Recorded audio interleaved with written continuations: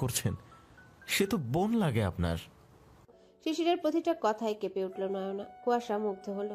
তাসলিমা কান্না করে দিল। সুমন তাকিয়ে দেখল। বিচারক প্রমাণ পেয়ে রায় দেবার জন্য সকলকে শান্ত হতে বললেন, কিন্তু শিশির বলল, ইয়োর অনার, আমি রাসেল সহ তার সঙ্গীদের আদালতে আনার অনুমতি চাইছি।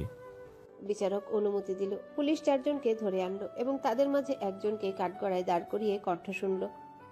সে মানুষের কণ্ঠ কপি করতে পারে সেটারও প্রমাণ দিল এবং বখাটে রাসেলের বয়ান নিল। সে বড়বড় করে সব বলে দিল। সব শুনে এবং প্রমাণের ভিত্তিতে আদালত ভিকটিমের ন্যায় বিচার দিলেন। দর্শকদের আমৃত্যু যাবজ্জীবন সশ্রম কারাদণ্ড দিলেন এবং নয়নাকে 15 বছরের সশ্রম কারাদণ্ড দিলেন। বিচারকের বিচারের পর শিশির কুয়াশা দুজন দুজনের দিকে তাকালো। শিশির একটা বাঁকা হাসি ঠোঁটে ঝুলালো। কুয়াশাও শিশিরের মতো অগোচরে মুখ ঝামটা দিল আর গাল ফুলানোর মতো করে রইল। আদালতে কার্যক্রম শেষ হলে কুয়াশা এবং স্মৃতি বের হলো। স্মৃতি কুয়াশার কেসের সাথে সাহায্যকারী উকিল ছিল। পেছন পেছন শিশির বের হলো। বাইরে এসে কোর্টে উপস্থিত থাকা একজন মেয়ে অ্যাডভোকেট এসে কুয়াশা আর স্মৃতির সামনে দাঁড়িয়ে বলল, অ্যাডভোকেট মিসেস কুয়াশা মালিথা, জি হ্যাঁ। Wife of advocate Shishir Malitha, right? Kuasha মহিলাটার কথা শুনে মুচকি হাসলো। পেছনে ঘুরে শিশিরের দিকে তাকালো। শিশির অন্য একটা উকিলের সাথে কথা বলছে। শিশিরও তাকালো, হাসি উপহার দিল একটা অমায়িক।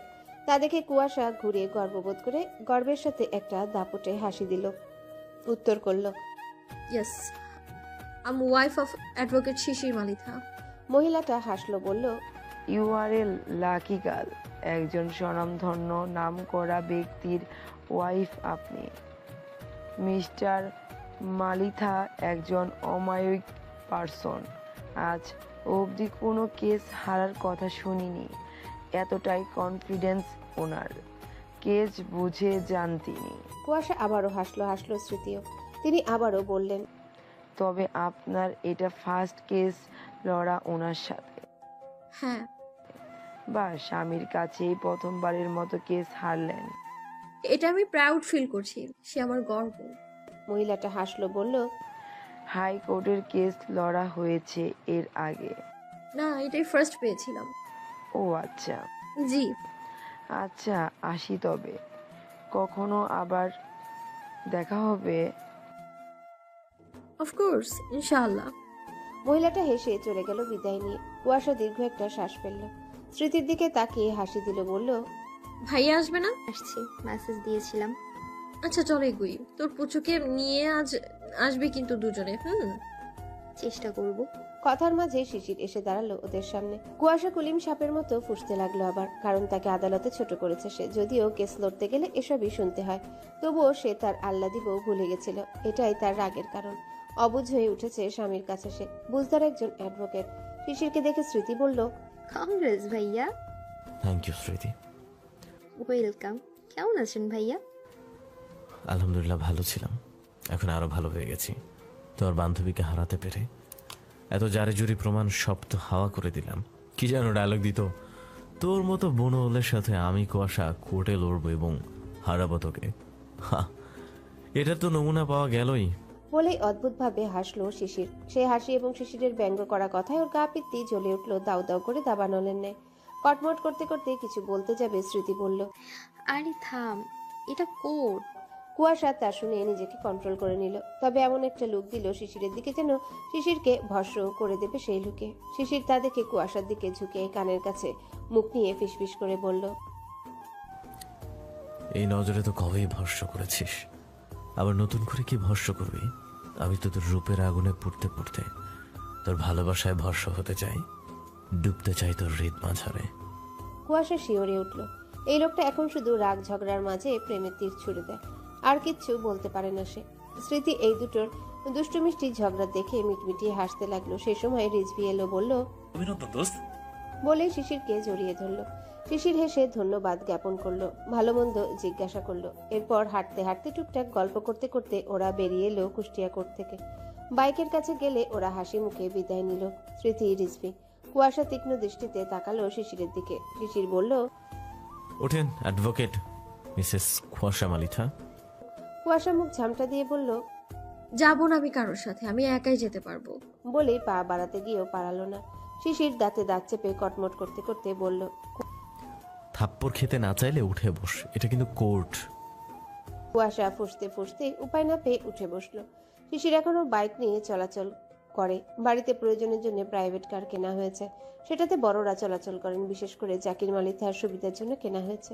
কুয়াশা বসলে শিশির বাইক স্টার্ট দিল। কুয়াশা শিশিরকে শাস্তি দিতে সে আগের মতোই পেট চেপে ধরল, যেটা শিশির আজও সহ্য করতে পারে না।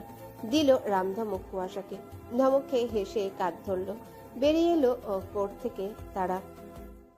গুটি গুটি পায়ে 3 বছর 8টা মাস চলে গেছে। কুয়াশা এখন হাইকোর্টের অ্যাডভোকেট। সে এলএলবি করার পর বার কাউন্সিলের পরীক্ষা দেয়।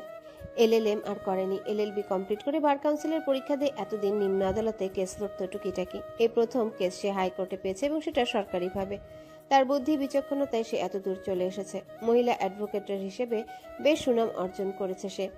শিশির এখন অনেক খ্যাতি অর্জন করেছে। অনেক বড় বড় কেস সে হ্যান্ডেল করেছে এবং বুদ্ধি বিচক্ষণতার সহিত তা সলভ করেছে।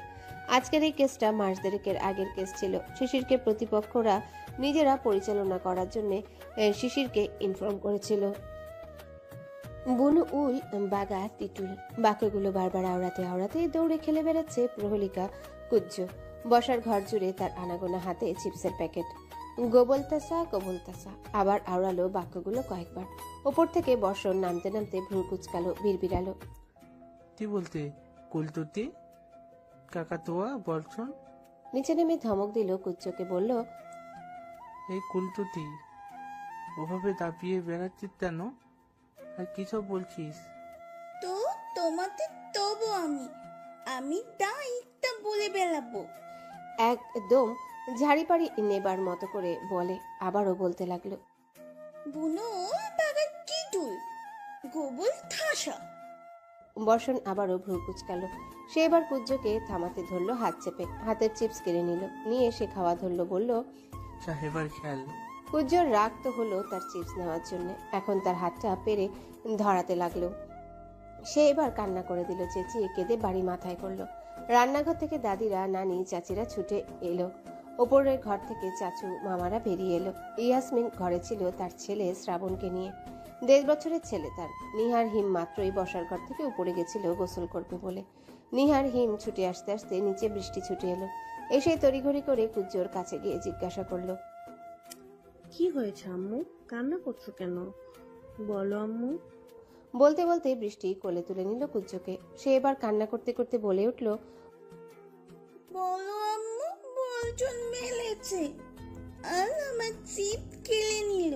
বড় আম্মুর কাছে অভিযোগ করে সে বৃষ্টির গলার মাঝে মুখ গুজে দিল, দিয়ে শব্দ করে কাঁদতে লাগলো, মাঝে মাঝে ফুপিয়ে উঠতে লাগলো।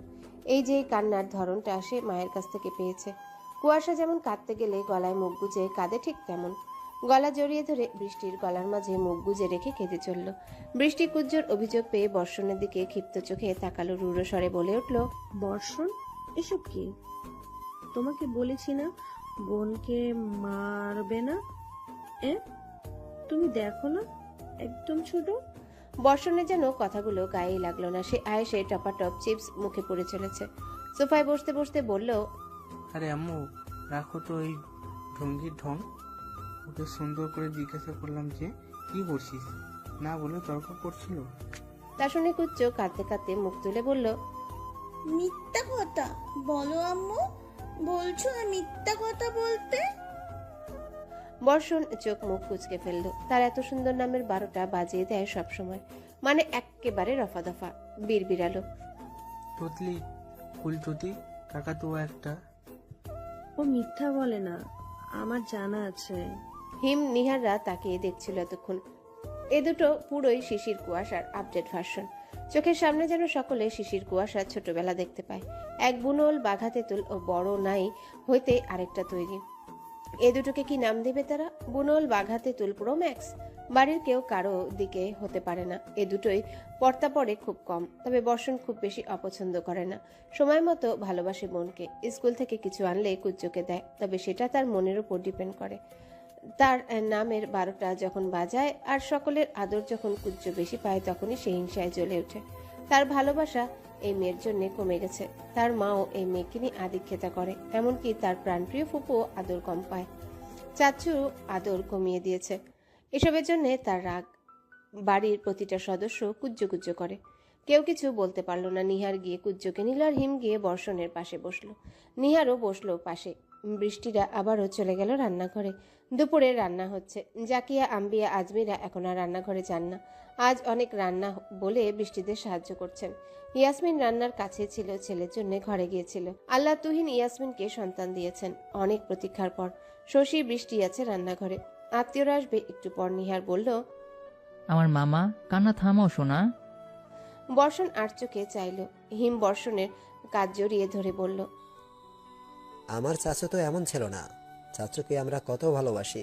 চাচু কি সেটা জানে না? হ্যাঁ জানে, কিন্তু ফুলছুটির জন্য সেগুলো কমিয়ে দিয়েছে। হুম, একদম না চাচু, আমরা তোমাকে অনেক ভালোবাসি। তুমি এই বাড়ির ছেলে, তেমনি কুঞ্জু এই বাড়ির মেয়ে। তোমরা দুজনই আমাদের কাছে ইম্পর্টেন্ট। দুজনকে আমরা ভালোবাসি। বাবা, বোন হয় তোমার, এইভাবে বলতে নেই। বোনকে আদর ভালোবাসা দিতে হয়, জানো তো। দেখো না, আমরা তোমার কুয়াশা পুপিকে কত আদর করি, ভালোবাসি। তো আমাদের কি আদর কমে গেছে? কমেনি তো। কুয়াশা যেমন আমাদের একমাত্র বোন, কুঞ্জু তেমন তোমার শ্রাবণের বোন। তোমরা ওকে ভালোবাসবা, তবেই তো তোমাদেরকে ভালোবাসবে, তাই না? বর্ষণ মন দিয়ে শুনে বিজ্ঞের ন্যায় মাথা নাড়ালো। শুধু কুজ্জ নিহারের কাঁধে মাথা রেখে ক্ষণে ক্ষণে কেঁপে উঠছে আর ফুপাচ্ছে। বর্ষণ দেখে এগিয়ে গেল। কুজ্জোর পিঠে হাত রেখে বলল, এই ফুলছুটি লেগেছে বেশি? বলবো না, তুমি কোনো দুটি বলতে নামাতে। আমার নাম পয়েলিকা কুতু। সকলে এবার শব্দ করে হেসে দিল। বর্ষণ জোরে জোরে হেসে নিয়ে বলল, নিজে তো নিজের নাম ঠিক করে বলতে পারিস না, আবার আসছিস আমার ভুল করতে। বলে আবারও হাসলো। হিম হেসে বর্ষণের কাজ জড়িয়ে ধরল।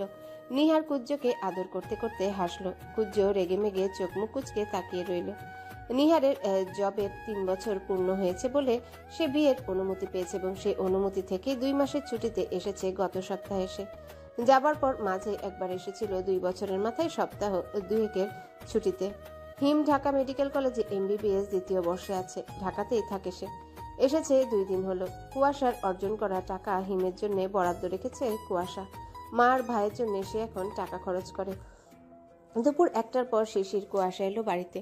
মা বাবা আসতেই কুজ্জ নিহারের কোল থেকে নেমে দৌড়ে বাবা বলে ডেকে উঠে বাবার কোলে ওঠার জন্য ঝাঁপিয়ে পড়ল। শিশির হেসে মেয়েকে কোলে তুলে নিল। তারই এক টুকরো জান্নাতি সুখ। গালে চুমু দিল, মেয়েও দিল। কুয়াশা এই বাবা মেয়ের ভাব দেখে চোখ ছোট ছোট করে তাকালো। সে কি কিছুই না এদের? এই দুটোর ভালোবাসার সময় সে কখনোই পাত্তা পায় না। শিশির মেয়েকে বলল, আমার বাবা কি করছিল? খেলতে দিলাম। তো আম্মুকে কি মনে আছে কারোর? কুয়াশার কথায় পাশে তাকালো বাবা মেয়ে। কুজ্জ বলল, না বলে গেতি। শিশির মেয়ের উচিত জবাব শুনে জোর করে এবার হেসে দিল। কুজ্জ কথাটা বলে খিলখিল করে হেসে দিয়েছে বাবার সাথে। কুয়াশার আগে ফুঁসে উঠল, বলল, এই পাজিবে, আমি তোর কেউ না। না, এই লোকটাই তোর সব। তোকে মৃত্যুর সাথে লড়াই করে জন্ম দিয়েছি এই কথা শোনার জন্য। থাক 2 ফাজিল একসাথে, আমিই চলে গেলাম। কোথায় যাবি? বাপের বাড়ির তো পাশের ঘরে। কুয়াশার রাগ হলে সে কুজ্জকে এমন বলবে আর চলে যেতে চাইবে। তখন শিশির উক্ত ডায়লগ দেয়, বাপের বাড়ি তো পাশের ঘরে। কুয়াশা তখন আরও ফুঁসে ওঠে। কিন্তু মেয়ের সামনে সে শিশিরকে কিছু করতে পারে না। তারা মেয়ের সামনে মারামারি করে না, টুকিটাকি তর্ক করে। কিন্তু যখন সুযোগ পায় কুয়াশা, তখন সেই বিখ্যাত আনলিমিটেড চড়থাপ্পড়, কিল ঘুষি সহ চুলগুলো সুন্দর করে টেনে দেয়। ঘরে যখন কুজ্জ থাকে না, তখন তারা তুমুল ঝগড়া করে। আর বুনল গোবর ঠাসা তখন বলে, কুজ্জ অনেক সময় বাহির থেকে শুনে নেয় তাদের নিকনেমগুলো, আর শুনে সেগুলো মনে রাখে, পরে রিপিট করে বেড়ায়। বাঘা তেঁতুলটা শিশিরই বলেছে কুজ্জকে। কুয়াশা রাগ করে চলে যেতে নিলে শিশিরের কথা শুনে আবারও ফোঁস করে উঠল। ক্ষিপ্ত নজরে চেয়ে বলল, এই জন্য তোমাদের আর স্পর্ধা, তাই না? দেখো, যে আমার যাবার জায়গা নেই তাই এভাবে বলো না। বাপের ঘরেই আমি যাব। বলেই খেয়ে ফেলা লুক দিয়ে চলে গেল ধূপধাপ পা ফেলে। শিশির হাসলো। কুজ্জ বলল, আম্মু লেগে গেতে বাবা। হ্যাঁ, বাঘা তেঁতুল প্রচুর খেপে আছে। তোলো খলে লাগ বাঙব আমুল। শিশির আবারও হাসলো। মেয়েটাও তার মতো রাগে দিয়ে আবারও আলাপ করে। এতক্ষণ সোফায় বসে সবটা দেখছিল নিহাররা। জাকিয়ারা আর রান্নাঘর থেকে এলো কুয়াশা আর শিশিরের চিল্লানোর শব্দ পেয়ে। তুষার থামলো সেই সময়। সে সকালে এসেছে। তুষারের খুলনা থেকে পোস্টিং পাল্টে পাবনায় গেছে, তার পদোন্নতি হয়েছে, সে এখন অ্যাডিশনাল এসপি অফিসার। ব্যাপারটা কি বলতো? কুশু অতটা ক্ষেপে কেন? কি করেছিস আমার বোনের সাথে? তোর বোন কোর্টে হেরেছে আমার কাছে, এটাই তোর বোনের রাগের কারণ। তার বড় বড় কথা আমি হাওয়ায় উড়িয়েছি, এতে আল্লাদি খেপেছে। শুধু এটার জন্য ও রাখবে না, কিছুটা একটা করেছিস তুই। কোর্ট হার জিত এটাও জানে বোঝে। আরে আম্মু, আমি কিছুই করিনি, কোর্টের মাঝে একটু ঝগড়া হয়েছে এই। তোমাদের আল্লাদি বলতো না আমার সাথেও লড়বে আর আমাকে হারাবে, তো সেটা তো পারেনি, এই জন্য জেদ হয়েছে, এর বেশি কিছু না। কংগ্রাচুলেশন ভাই, প্রথমেই হারিয়ে দিলে। হ্যাঁ, তোর বোনের মুখটা তো দেখার মতো হয়েছিল। নিহার পাশে থেকে হিমের মাথায় চাটি বসিয়ে বলল।